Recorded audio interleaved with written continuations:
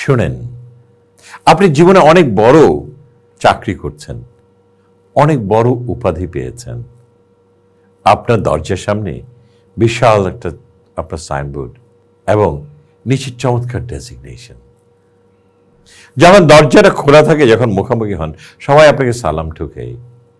কিন্তু যখন দরজাটা বন্ধ থাকে, পথিকরা যখন আপনার দরজার সামনে হেঁটে যায়, বলে কলঙ্কিত মানুষ, একজন অপকর্ম মানুষ, পৃথিবীর নিকৃষ্ট মানুষ। আরেক আগন্তুক প্রশ্ন করে, কেন বলছো?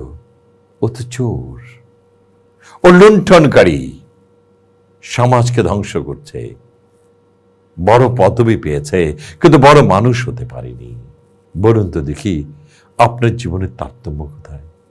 মানুষ যে সালামটুকু আপনাকে দেয়, সেটা আপনাকে দেয় না, আপনার পদবিকে দেয়, আপনার চেয়ারকে দেয়, আর আপনাকে ঘৃণা করে।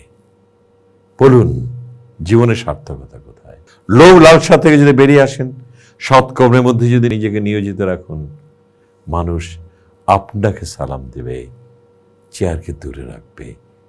সেটাই যেন আপনাদের প্রত্যাশা।